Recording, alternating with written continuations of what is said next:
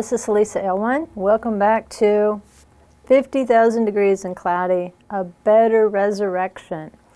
In our last program, we finally got to the part of the title, A Better Resurrection, that applies to the situation of Abraham and Isaac, where Isaac is being seen as the type of Messiah who would resurrect.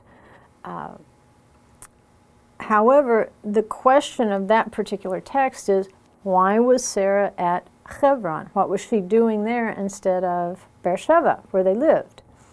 And we went over why. She had actually thought that Abraham was wrong to kill Isaac. She thought Isaac was supposed to be lifted up, according to the tradition, consecrated. If he agreed to that priesthood, then Abraham was to bring him back down, and he would live a life of consecration.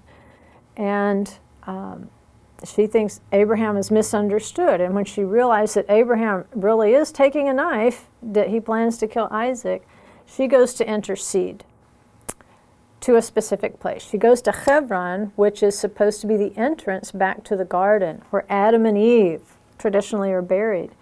At the entrance to the garden, where at the resurrection they would be the first in. And so Sarah goes there knowing that that would be a statement of faith in the resurrection. Where you're buried sometimes can be a huge statement of your belief in the resurrection. She goes there, she prays until she dies. And what is she praying for? She's praying for resurrection. But we find out later in the book of Hebrews that, yes, there were some women who received back their dead, but there was one who held out for a better resurrection, and I believe that one was Sarah. She was the one who prayed for a better resurrection, not just of Isaac, but of their descendants, because of the promise that had been given to her. And so she goes to this place, and we have all this narrative that is now attached to the feast of Rosh Hashanah, the Feast of Trumpets, which we know is that resurrection day. It is the day. And in the synagogues at Rosh Hashanah, you accompany the service with the reading of what's called the Akedah, or the binding of Isaac. And it's not so much the literal binding of Isaac on the altar as it is the binding of Isaac's will to Abraham. Because there comes a point when they see from afar, after 3 days, and 3 days is a resurrection day, Abraham lifts his eyes and he sees something. And, that's what Yeshua told the doubters. He says, Abraham saw my day and he rejoiced. I don't think that day had come yet. I don't think that day came until this incident at the tomb. At the resurrection, when finally Miriam realizes that Yeshua, yes, he resurrected from the dead. He's not dead anymore. That's what Abraham had to have seen to make him willing to complete that journey. And at that, he would have rejoiced that no matter what happened next, Isaac could resurrect. And so the story goes, in the tradition, that when he lifts his eyes and he looks at the place, he sees clouds surrounding the mountain, Mount Moriah. And he says to the young men, he says, do you see what I see? And the young men say, what? And so he turns to Isaac and he says, Isaac, do you see what I see? And he says, well, Dad, I see clouds surrounding the mountain. And so at that point, he leaves the young men behind because they can't see what Isaac and Abraham see, because they're going to the location of the future temple. And what are they going to see there? The clouds of glory. What are they going to see there? The clouds of incense. What are they going to see there? The ability of Yeshua to gather the body of Messiah into the clouds at the resurrection. And so when they see that, it says, and they walked together at that moment, Isaac's will was bound to Abraham's because they had a common vision of the resurrection. So they went up. And again, it's an olah offering, is what Isaac was, a going up, an elevation offering. In Hebrew, it would be the same thing. If you go up at the resurrection, just like if you migrate, if you were to immigrate to Israel, you would make aliyah. You would go up. It's a type of resurrection when you move to even the physical land of Israel. Why is that? Because the physical land that is there represents the spiritual land that is hovering just above it, in the tops of the balsam trees, in the mountains, no higher than the height a dove would fly, on the wings of an eagle. The spiritual land of Israel, the Garden of Eden, is just above the physical land. Because if you look at the physical land, there's not so much to be desired about it. It's just a bunch of rocks. But if that's all you see, that tells you you've got to work on your spiritual vision, because returning to the physical land is that first step of faith, like Abraham and Sarah being buried at Hebron. Even Jacob wanting his bones brought back to the land. Don't bury me outside of that land. I believe in the resurrection. So, the prayers of Rosh Hashanah, you don't request forgiveness like you do on Yom Kippur. In the synagogue service, on Yom Kippur, you spend all day asking for forgiveness for sin. But at Rosh Hashanah, it's a little bit different. It's more celebratory. And instead of this request for forgiveness, you get more an idea that when the shofars blow at Rosh Hashanah, because it's all about the throne and the king and ruling over the nations and so forth, it's recognizing the kingdom of heaven. And so the voice of the shofar, what we see is that shofar itself, it's made, this entreaty, whatever conversation we are having with the Holy One at Rosh Hashanah, it's really negotiated through the sound of the shofar.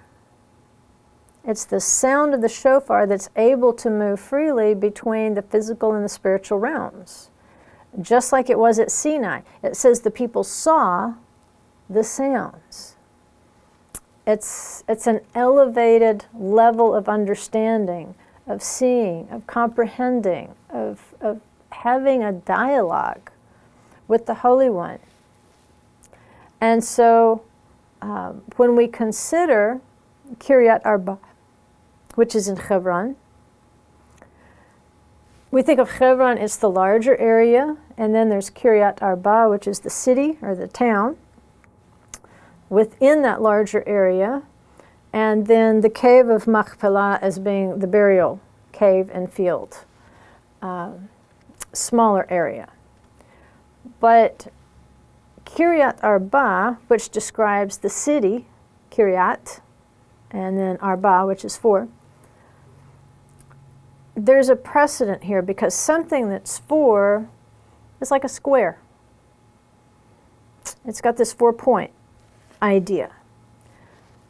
The description in Revelation 21:16 of the holy city is the same. It says the city is laid out as a square.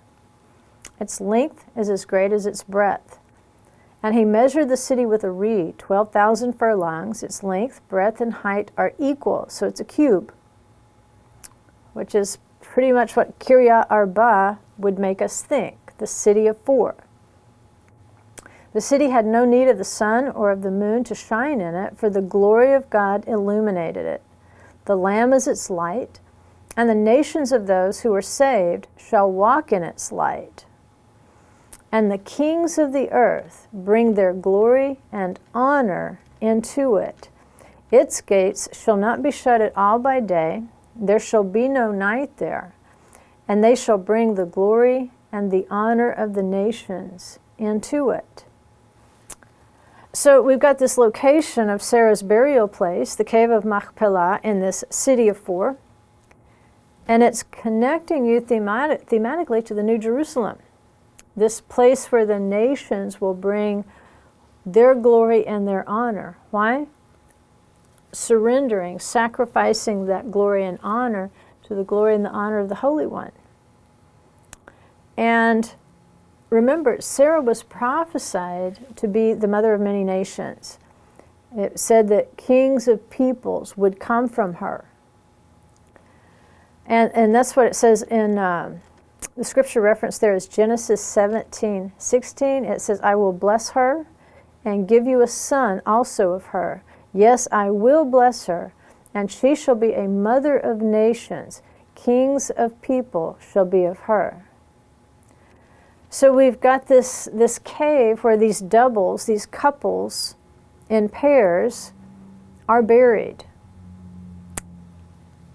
Sarah going back to the city of 4 to intercede for a better resurrection. We have Abraham going back. And literally, when it says that he purchased the field with the cave of Machpelah, when he paid Ephron the Hittite, it was an exorbitant amount of money for a burial plot. When he paid it, it literally says in the Hebrew text, the trees in the field stood up, and everyone saw it. In other words, even these Hittites in the physical realm could see this burial place stand up. We could see the elevation there of their faith, that yes, there will be a resurrection, there will be a crossing back to the garden. And then we have the belief of Abraham and Isaac walking on together with their will bound together. In Romans 4:17, it says, that is what the scriptures mean when God told him, I have made you the father of many nations. This happened because Abraham believed in the God who brings the dead back to life and who creates new things out of nothing. Right? That's Paul writing to the Romans. He puts this in the context of Abraham. That's why I say ever after, when you hear Abraham, Isaac, and Jacob, in your mind, you should start thinking resurrection. That's the point of referring to them. And Paul is telling us, this father of many nations, this happened to Abraham because he believed in the resurrection, that God could bring the dead back to life. And he says, by faith, Abraham, when he was tested, offered up Isaac. And he who had received the promises was offering up his only begotten son. It was he to whom it was said, in Isaac your descendants shall be called. You might as well say in Yeshua, in resurrection, your descendants shall be called. He considered that God is able to raise people even from the dead, from which he also received him back as a type. And so it happened, just as the scriptures say. Abraham believed God, and God counted him as righteous because of his faith. He was even called the friend of God. So there's a great attachment to Hebron as being symbolic of this Abrahamic faith, believing in the resurrection of the dead. Sarah's faith, believing in the resurrection of the dead. It was the place of the covenant between the pieces. It was the place where Adonai had sent messengers to tell the couple they were miraculously going to have a son. It's a special place. And Rabbi Foreman, I believe, wrote about this relationship where Sarah prays until her heart gives out for the resurrection. He says, Abraham came there to bury eulogize and weep over his beloved wife, without whom he understood that his life with God was over, but through whom the destiny of Israel had been secured forever. It doesn't mean his life was literally over. It means that now he's passing the baton to Isaac. Once Sarah passes away, now it's Isaac and Rebekah who step into the story. Now it's their story more than Abraham's. His spiritual significance fades in the verses, and Isaac's begins to ascend at that time. But remember where it says Abraham was a friend of God. The root word of Hebron is chavar, which is the root word of friend. So it's because of Abraham's faith that he's called a friend of God. Which, again, if Adam and Eve are buried there, they're part of this Hebron story. They're part of this faith. Because to Eve was given that prophecy of the seed of the woman. The Messiah would come from the seed of the woman, and he was going to be the one to crush the head of the serpent. And then Adam, after sin, names Chava, the mother of all the living. But Isha actually means both woman and wife. Because he says, this is now bone of my bone, flesh of my flesh. She shall be called Isha, because she was taken out of man. So Isha recognizes her unity with the Ish and the Isha being one. And we can see that unity of faith in Abraham and in Sarah. And remember, that's what the angels and Yeshua called Miriam. They keep saying, Isha, why are you weeping? But that Hebrew word for woman, Isha, also is the name of the original woman. So what are they saying? They're basically saying, welcome back into the garden, Isha. Why are you crying? There's no longer any reason to cry. Maybe you were crying when you left here, but there's no reason to cry now. You're coming back in. This is the point of your faith in the resurrection. And I think Miriam, she has no idea what she's experiencing. But it's this mystical message that yes, because the one that you're seeking has resurrected, you too can come into the garden without weeping. You can return. In the book of Revelation, this is interesting. The first 7 mentions of the woman are positive. And they're referring to the virtuous woman Israel. The next 5 mentions are negative. And they refer to the adulterous woman riding the scarlet beast. Now, if you match these 12 mentions of the woman and the adulterous wife in the 2 chapters of Revelation, then Genesis chapters 2 and 3 mention Isha 12 times as her name, Isha, woman, before the curse of sin enters into the marriage. And then it's after that she becomes Chava. So that's interesting that we get to the book of Revelation and the 12 mentions that we have before, we can see the resolution and revelation, not just of this single woman, but as representing the woman Israel and her restoration. But when Adam and Eve are being sought in the garden after their sin, we know that they're hiding, and they're asked a question in Hebrew, Echa, where are you? Now, I don't think it's that Elohim didn't know where they were. He knew exactly where they were. They needed to know where they were. They had had a status change when they entered into sin. Echa also means lamentation and mourning. That's actually the Hebrew title of the book of Lamentations. So, as we're looking into the garden, Echa, you're getting an idea of the mourning and the weeping that has probably already begun with the realization of we're falling, we're falling, we're falling. Our vision is dimming. They're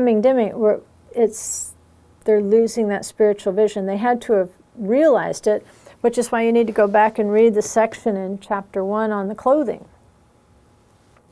And how it suffices until there's a resurrected body. They realize they've lost their clothes, and they're trying to substitute these other coverings for it.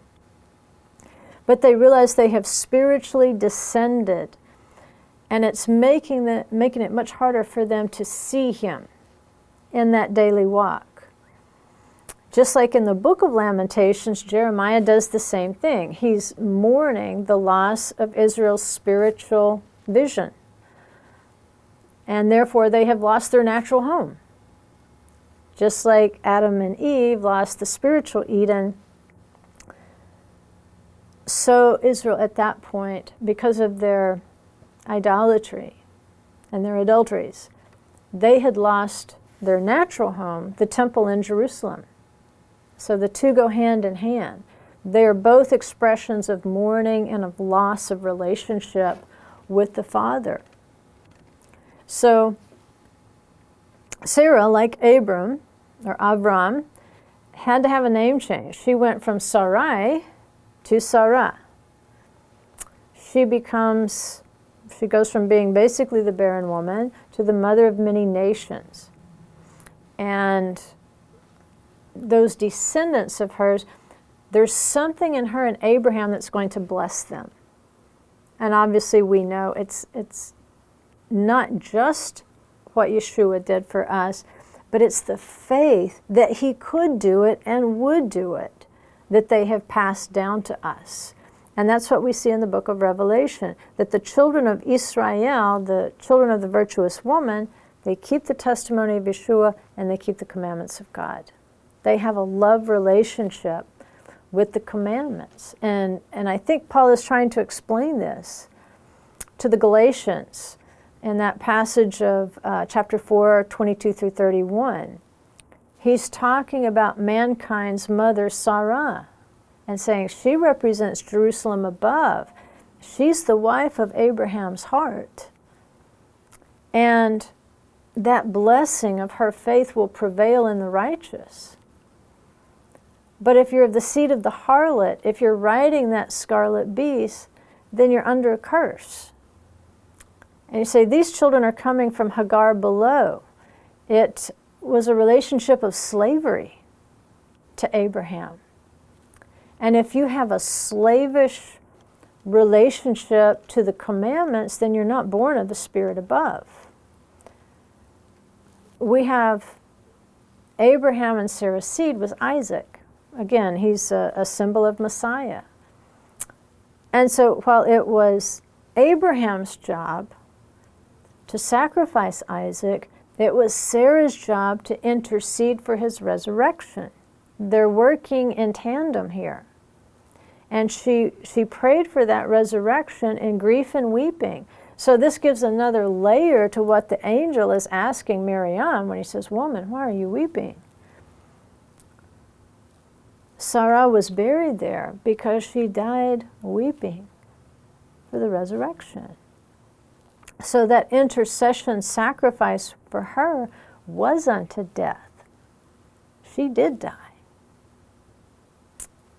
But again, that sacrifice earned Abraham that title, the friend of God. And that title was earned on what is today the Temple Mount, Mount Moriah. It says, "Did you not, O our God, drive out the inhabitants of this land before your people Israel and give it to the descendants of Abraham, your friend, forever?" So we have that Hebrew word chaver, for friend. We have another word, ahav, which means to love or to be beloved. So because Abraham offered his only son, whom he loved, Ahav.